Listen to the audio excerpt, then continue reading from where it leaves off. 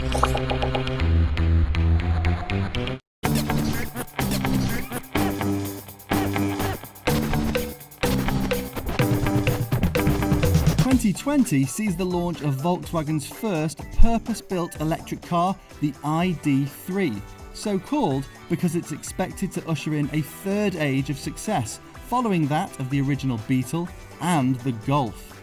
Here are 6 things you need to know.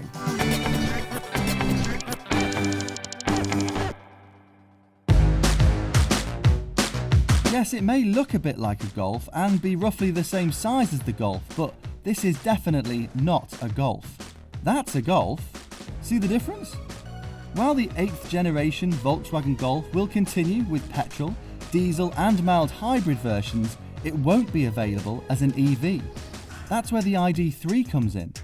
Thanks to better packaging associated with battery electric vehicles, the ID.3 boasts a roomier cabin, a bigger boot and a better turning circle, so it could prove to be both cleaner and more practical than a Golf.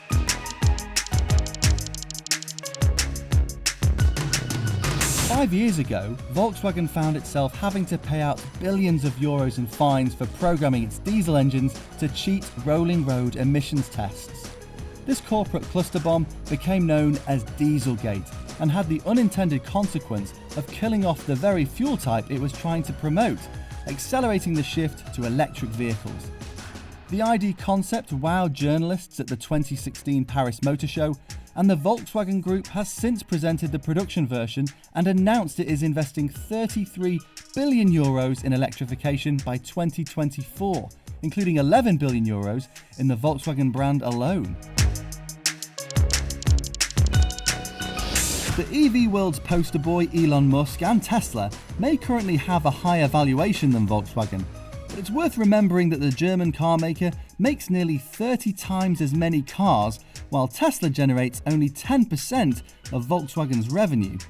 Having sold one Golf every 41 seconds since 1974, it's safe to say VW knows how to make mass volume cars, and this is one old dog that's also learning new tricks. Taking a lead from the Tesla Model 3, the ID.3 was also previewed and launched online. Within 24 hours, Volkswagen received a staggering 10,000 pre-orders for the first edition without a single person seeing the car or taking a test drive.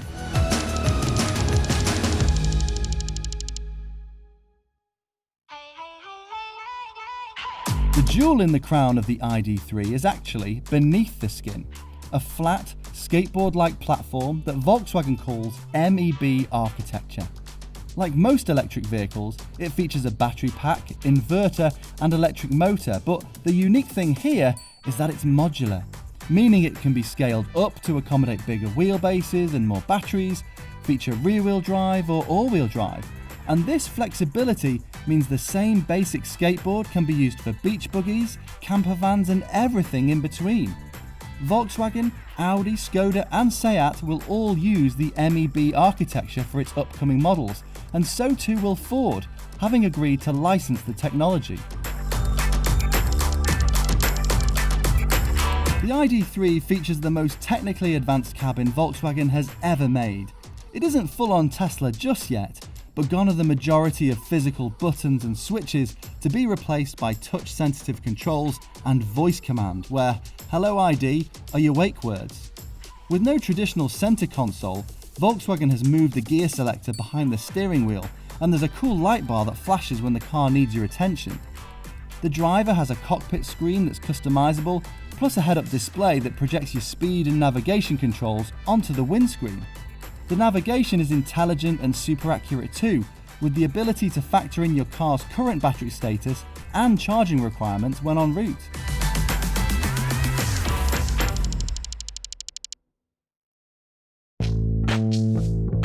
The ID.3 is set to become the world's first carbon-neutral car, ushering in a new era for sustainability. On average, the initial production of an electric car produces 1.5 times more CO2 emissions than a vehicle with a classic internal combustion engine, so Volkswagen has worked through every stage of the car building process to deliver on this commitment. Whether it's using 100% green energy in the production of the battery cell or in its car plants, to ensuring raw materials can be recovered and recycled at the end of each car's use.